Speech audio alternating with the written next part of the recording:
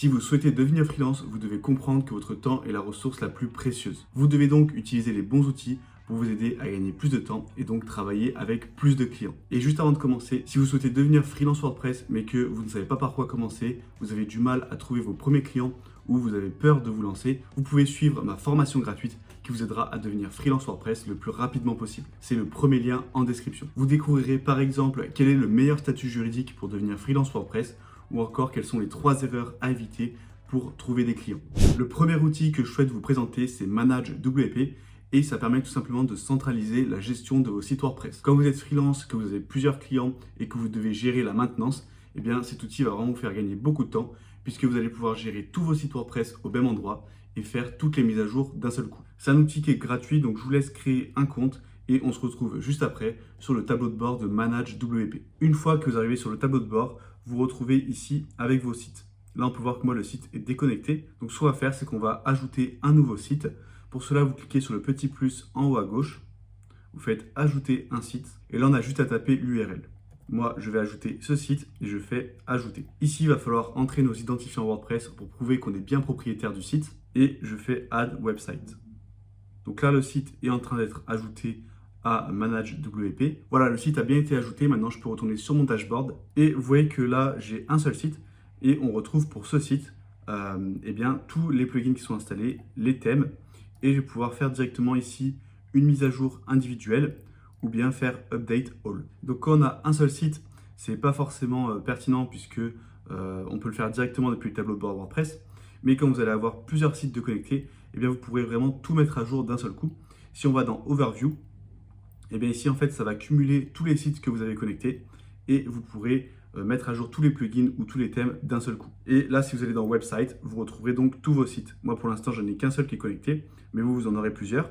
Et vous pouvez même vous retrouver en ajoutant des étiquettes ou des clients. Par exemple, si vous avez un client qui a plusieurs sites, eh bien, vous allez pouvoir taguer les sites pour pouvoir les retrouver en fonction de vos clients. Pour cela, je clique ici sur la petite clé à molette. Je vais faire ajouter un nouveau client, donc create client. Là, je mets le nom, par exemple, je vais mettre EasyWP. On va mettre un email au hasard et je vais faire créer. Là, j'ai mon compte EasyWP et donc je vais pouvoir lui assigner le site, par exemple, agence web. Ici, je vais dans client et je fais assign to EasyWP.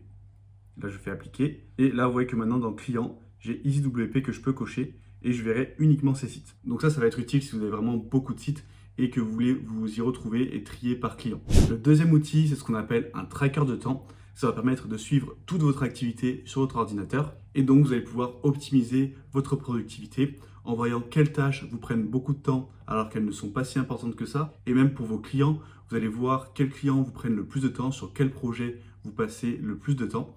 Et donc, si vous voyez que sur un certain projet, vous passez beaucoup de temps, mais que c'est un client qui ne vous rapporte pas beaucoup d'argent, eh bien, vous allez pouvoir peut-être le mettre un peu de côté et vous focaliser plutôt sur les clients sur lesquels vous ne passez pas énormément de temps, mais qui vous rapportent plus d'argent. Ça, c'est vraiment important de le garder en tête, d'essayer de choisir les bons clients, puisqu'il y en a certains qui vont vous prendre beaucoup de temps sans vous rapporter plus d'argent. Donc, c'est important de faire le tri, surtout quand vous avez un peu d'expérience, que vous avez beaucoup de demandes. Il va falloir choisir les projets sur lesquels vous travaillez. Et donc, grâce au tracker de temps, vous allez pouvoir directement avoir les statistiques sur ce qui vous prend le plus d'heures de travail. Moi, j'utilise Rescue Time, mais il y en a plein d'autres.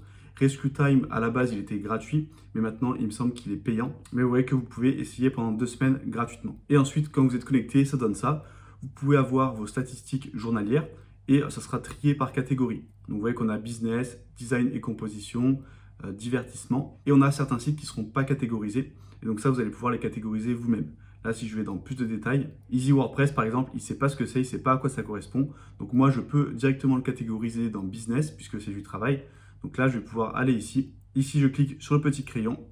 Et là, je vais me passer en productive et dans business.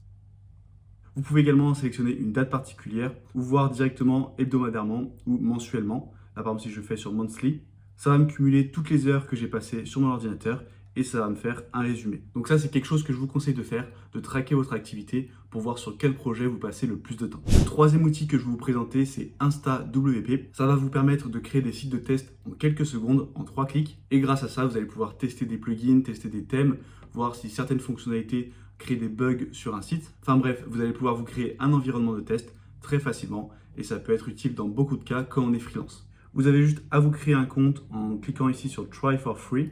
Là, vous allez pouvoir choisir la version de WordPress, la version PHP et une configuration particulière. Et ensuite, vous avez juste à cliquer sur ce bouton pour créer votre site de test. Vous pouvez également créer un compte gratuit pour pouvoir sauvegarder votre site pendant 48 heures. Et ensuite, si vous souhaitez conserver votre site de test pendant plus de temps, il va falloir prendre un compte payant. Mais moi, ici, sans créer de compte, je peux directement créer un nouveau site. Vous voyez que le site va être actif pendant 8 heures parce que je n'ai pas de compte. Et là, on a l'URL de connexion, l'identifiant et le mot de passe. Et je peux me connecter en un seul clic en cliquant ici. Et là, j'arrive directement sur une version vierge de WordPress. Je vais pouvoir faire les tests que je veux, installer tous les plugins que je veux. Et vous voyez qu'en vraiment 3 clics, on a eu notre site de test qui a été installé. Et si vous voulez créer un véritable environnement de test pour vos clients, dupliquer le site de votre client et l'avoir en version test, eh bien vous pouvez le dupliquer et le mettre en local. Comme ça, vous pourrez faire tous les tests en local et une fois que vous voyez que ça fonctionne bien, vous allez pouvoir reproduire sur le site live, c'est-à-dire le site qui est en ligne. Pour faire ça, vous pouvez utiliser une application gratuite comme Local by Flywheel. Je vous mets une vidéo juste au-dessus où je vous explique comment l'installer et comment l'utiliser. N'oubliez pas que vous pouvez cliquer sur le premier lien en description pour obtenir votre formation gratuite pour devenir freelance WordPress. Vous aurez toutes les clés en main pour trouver vos premiers clients le plus rapidement possible. Donc si vous voulez découvrir les 5 étapes du processus de vente d'un freelance WordPress ou encore combien vendre un site WordPress pour gagner de l'argent tout en évitant de faire fuir vos clients, eh bien cliquez sur le premier lien en description pour obtenir votre formation gratuite. Et je vous dis à très bientôt pour une nouvelle vidéo.